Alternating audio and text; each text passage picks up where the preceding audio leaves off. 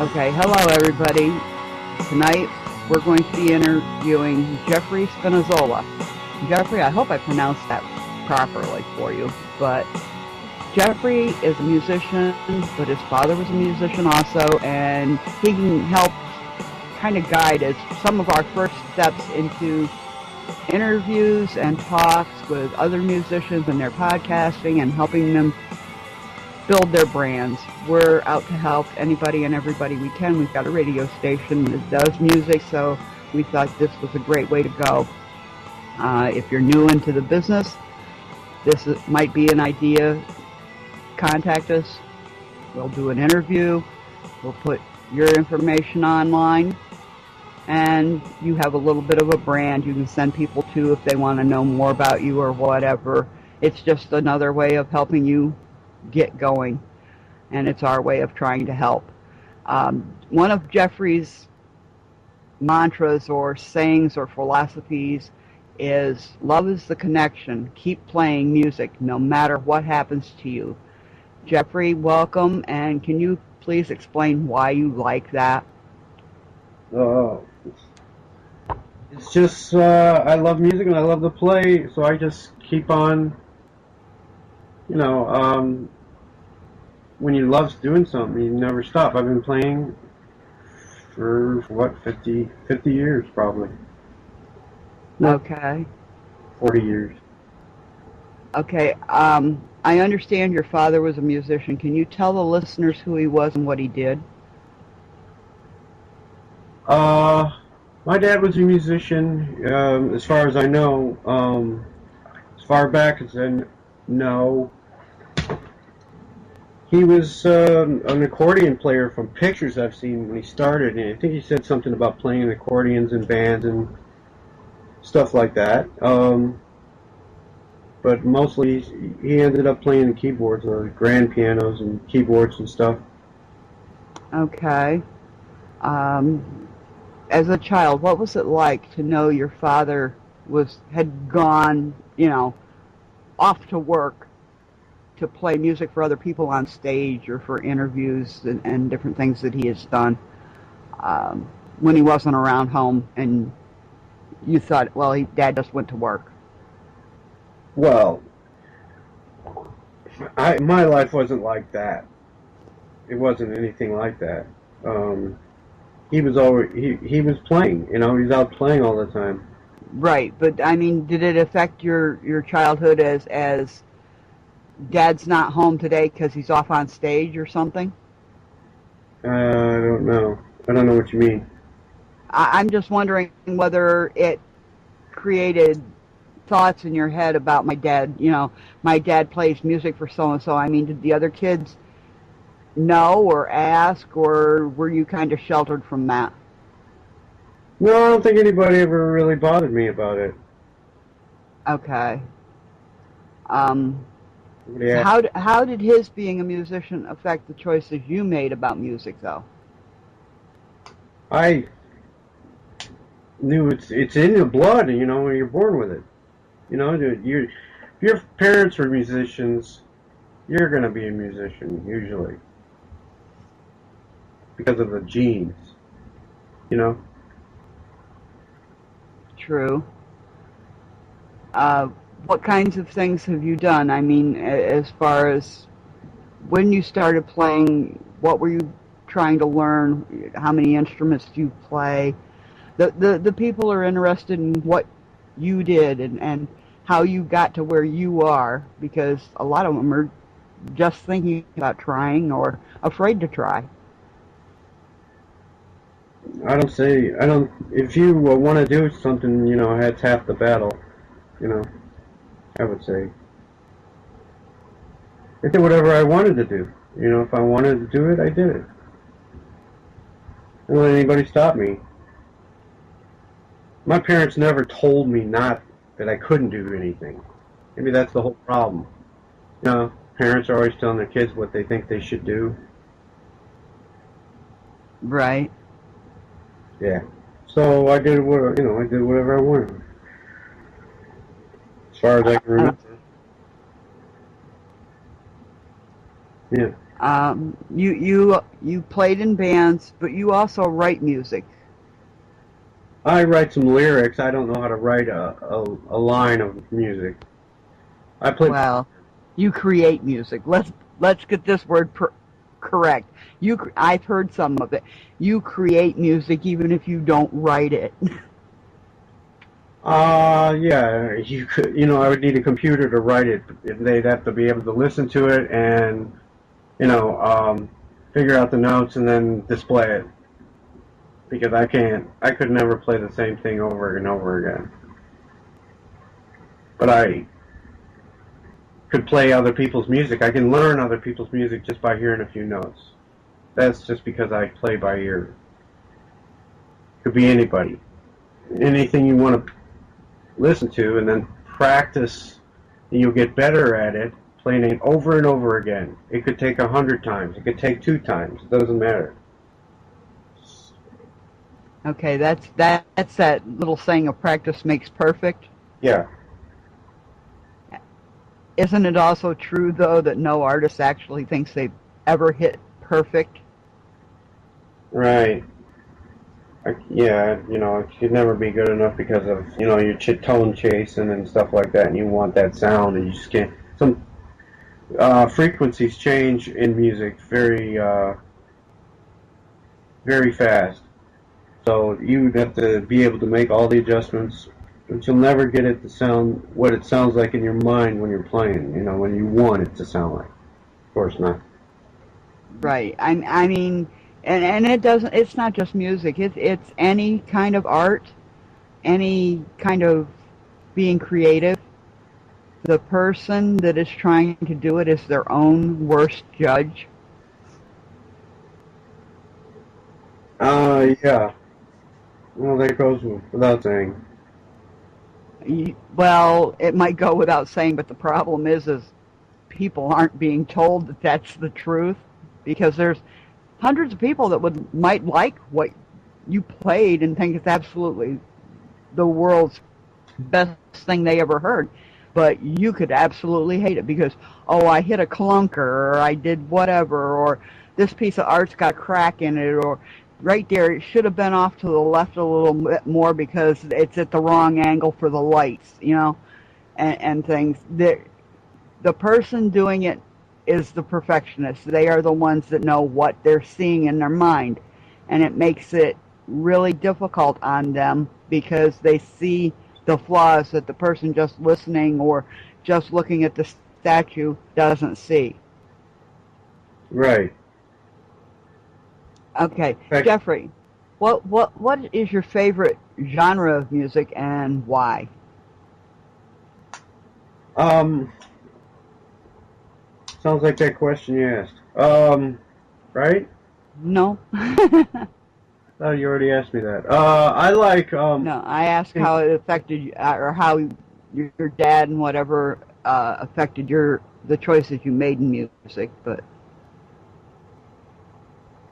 the choice I made, I've always liked, well, I like rock and roll music, but I've learned how to listen to other music and enjoy it too. From the oldest music from movies to to you know, the hardest rock music and the stupidest sounding music. All music has something to it, and you learn from it when you then incorporate it into your music. You learn from it. Oh, that sounds cool. I think I'll put that piece in somewhere, you know, like along with some rhythm or something. okay. Jeffrey, we're going to take a quick break here, and that way we can put in another one of your songs, and then we'll return with more questions for Jeffrey. Thank you. Okay. Okay, we're back, and Jeffrey, we're going to ask you some more questions, and hopefully we don't put you on too bad of a hot seat. Yeah, okay.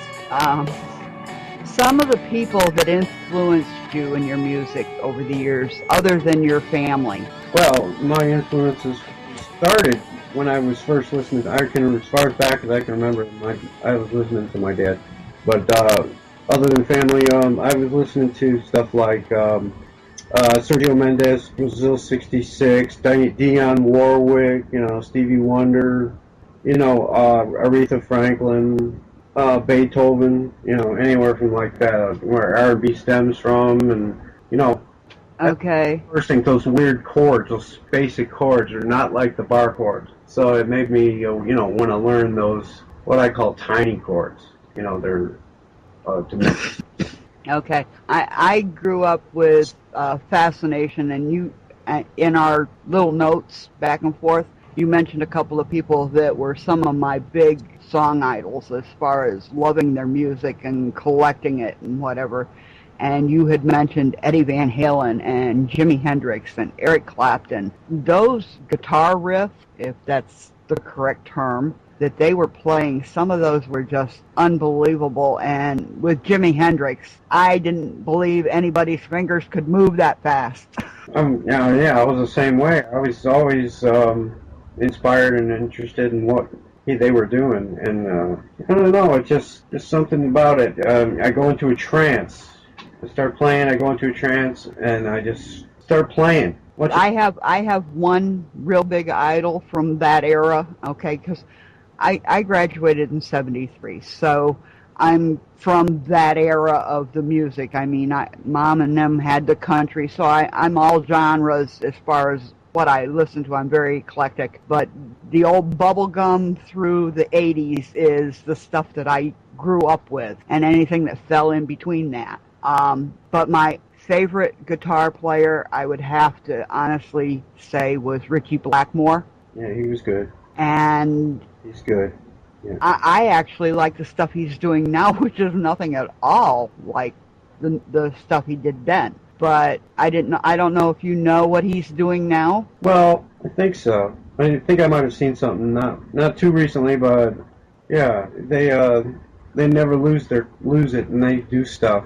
And they want to, in the music business, you want to keep up to date with things that are out there now. Well, I think he kind of went in his own direction because, for the ones that don't know, Ritchie Blackmore was guitarist for Deep Purple, and one of the best. I mean, there was Guitar Wars that Ritchie was in and whatever, but now he is actually playing like old Celtic music and things, and you can actually find some of it, Jeffrey, in YouTube.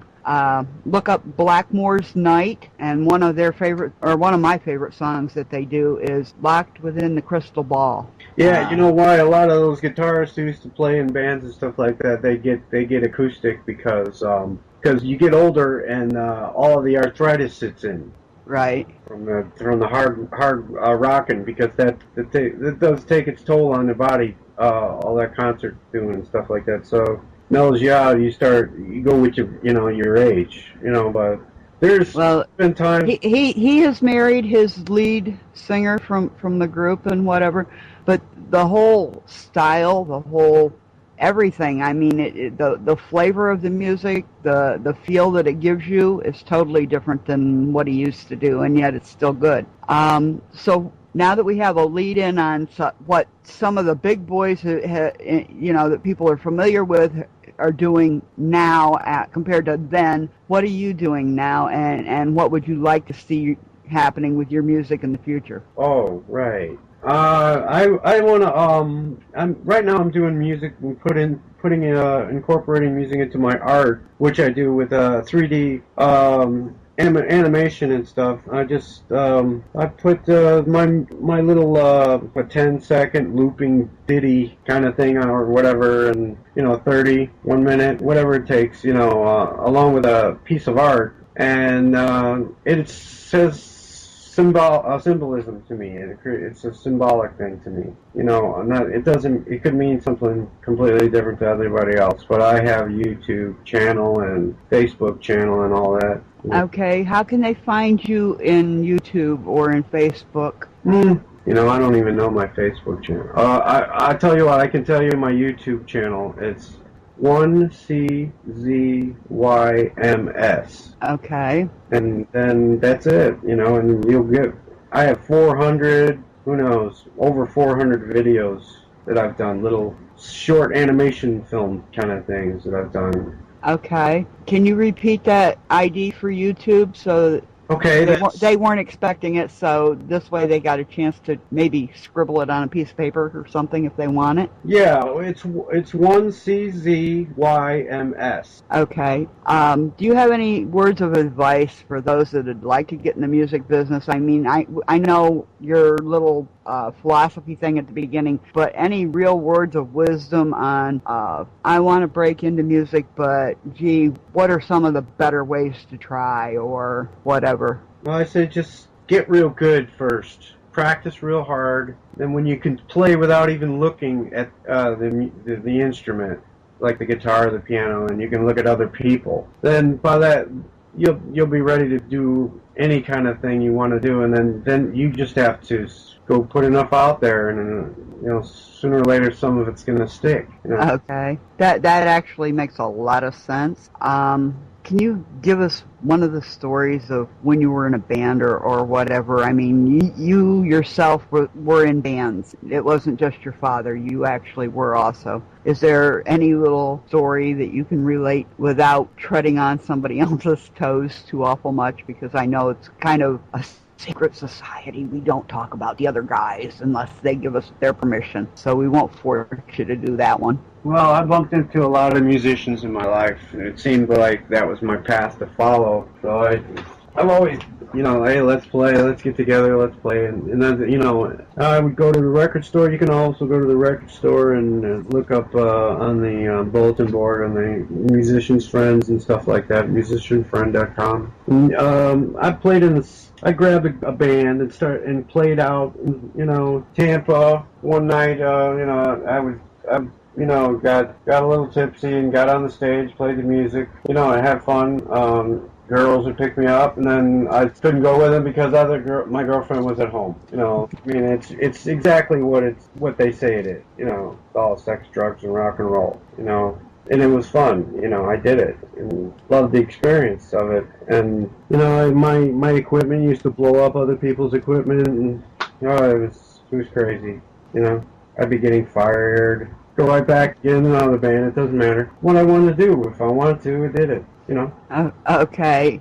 And I hope that this interview kind of broke the ice for some of the other musicians that are wanting to help build their brand. Jeffrey's our flagship. He was kind enough to agree to let me try as a non-musician. Okay, I am not a musician, but I love music. It's always been a part of my life. And I wanted to start trying to help with the ones that are trying to get going with their podcasts, or you know, we're just practicing, or we're sticking it in YouTube or whatever.